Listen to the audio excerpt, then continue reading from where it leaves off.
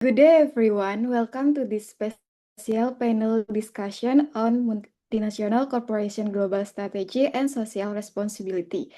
Today's guest study focus on McDonald's, one of the world's largest quick service restaurant chains, and how it navigates expansion in market with complex social and political dynamics. I'm Anthony, representing McDonald's Corporate as Regional Vice President for the Asia Business Unit. Hi, I'm Steve, representing the Indian Government Ministry of Commerce, overseeing foreign direct investment policy.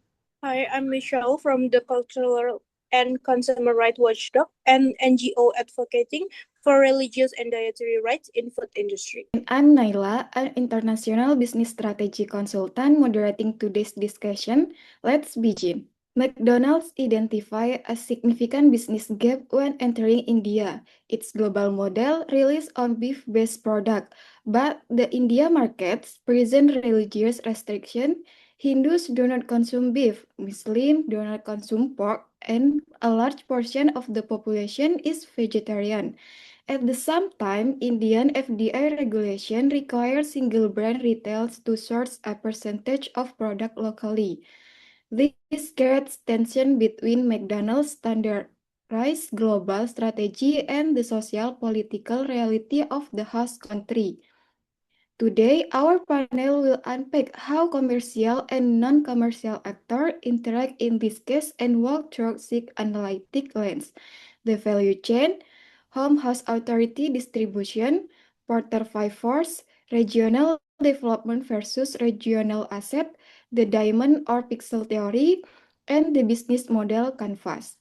Let's start with how McDonald's actually restructured its value chain to fit India. Anthony, can you explain? Okay, certainly globally, our value chain runs on centralized beef supply and standardized processing. In India, we rebuilt it from the ground up. We localized inbound logistic by contracting Indian potato and vegetable farmers, built dedicated vegetarian processing lines, and created a separate Maharaja Mac and McAloo Tiki product line using chicken and vegetarian patties instead of beef.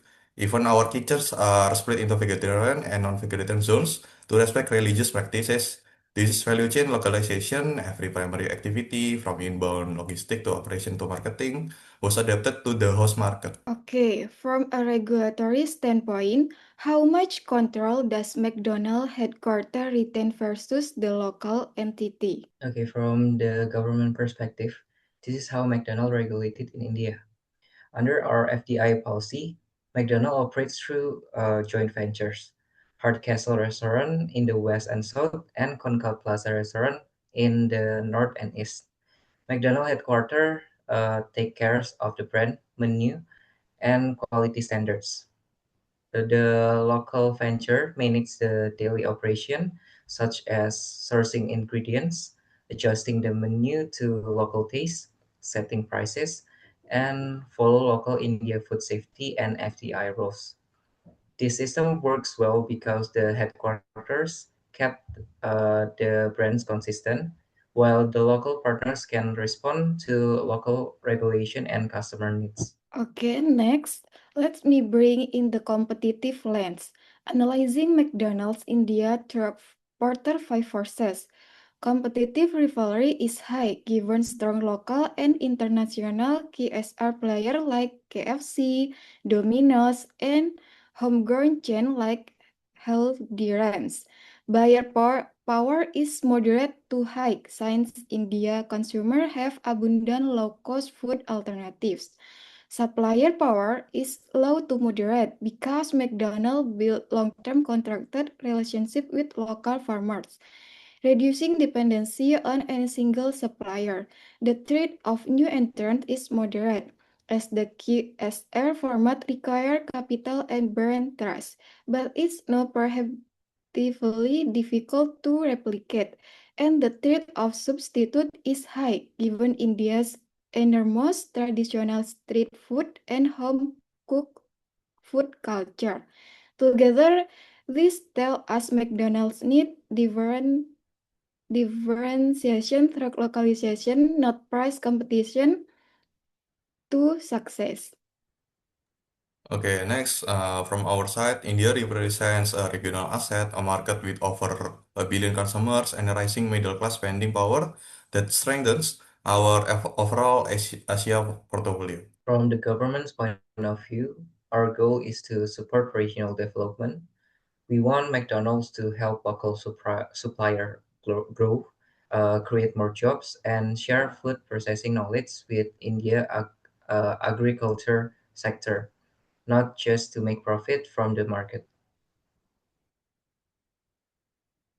Okay, that's the core tension between regional development, building host country capability, and regional asset, using the region purely as a value-generating resource for the firm. Successful localization happens when both interests are aligned, which is what we see in McDonald's local sourcing partnership. Okay, next, from a civil society perspective, what does Porter Diamond theory tell us about why India become an interactive but demanding market? Okay, looking at Porter's Diamond, India offers strong factory condition, abundant agricultural raw material and labor, large demand condition from a huge, increasingly urban population, related and supporting industry in food processing and logistics that have matured over the past 2 decades, and a firm strategy and rivalry context that it's intense, competitive, pushing company like McDonald's to innovate locally.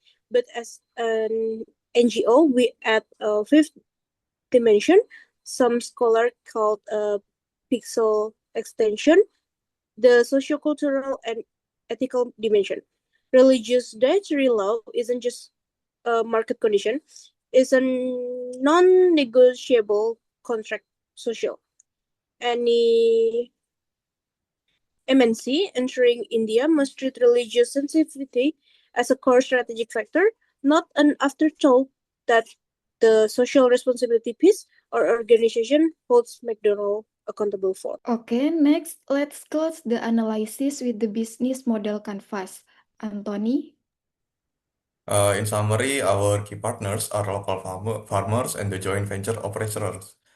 Key activities are menu localization and supply chain adaptation. Our value propositions are global brand, local taste with affordable, culturally respectful menu options. Customer segments span urban middle class families and young consumers. Our channels are physical outlets plus delivery apps. Customer relationships are built on trust and consistency. Revenue streams come from franchise and direct sales, and key resource are our brand or local GV partnership, and our cost structure is shaped by localized sourcing and dual kitchen operation. This canvas shows how social responsibility isn't separate from our business model, it's built directly into it.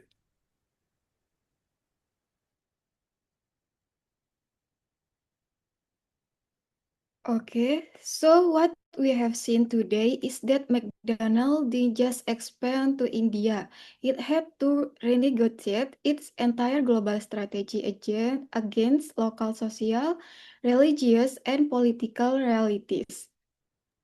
I think from the corporate side, the lesson is standardization without localization that will fail in market with strong cultural identities. The government side, the main lesson is that good regulation can make sure the foreign investment benefit not only investor but also the local economy and the people.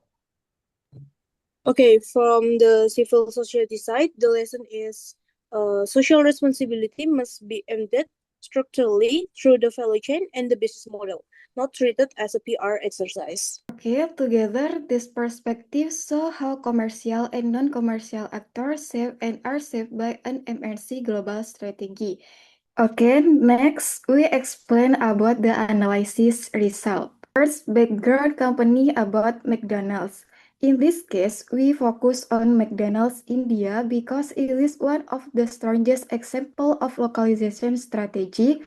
Unlike other market, McDonald's India adapts its menu to local culture and religious value by not serving beef or pork and instead offering products such as the McAloo Tiki Burger and Maharaja Mac. Okay, next, moving the business gap, our analysis found that McDonald's faced a major challenge in India because its global standard menu was originally built around beef-based product, while most Indian consumers do not consume beef due to religious beliefs. Okay, and then we will talk about roles and actors, commercial actor, McDonald's Corporate, via local GV with using Hard Castle Restaurant, Connaught Plaza, and then the non-commercial actors, Indian government, FDI Commerce Ministry, cultural and consumer rights NGOs, industry and academic expert.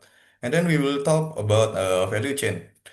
We have four, and the first one is inbound logistics. So we contract with local potato and vegetable farmers. The second one, we will operations, separate vegetarian and non-vegetarian kitchens. And the third one, product development. So we have partnership with McAllo Tiki, Maharaja Mac. So they supply like the chicken base. And the fourth one, marketing and sales, culturally adapted branding and advertising. And then we will talk about the authority distribution between home office versus the host country authority. And the first one is home office. So we will use the global brand standards, quality and safety protocols, and core menu architecture, global marketing identity. But in with host country, so we using sourcing decisions, and then we make menu localization, pricing strategy, FDI, and food safety compliance. Okay, next we talk about Porter 5 forces. For the competitive rivalry, we put it in high because there are a lot of competitive in the sector like KFC, Domino, Aldiram, and local QSR. For the buyer power, we put it in moderate high because many alternative and price sensitive market. For the supplier power, low moderate because long-term contract for local suppliers.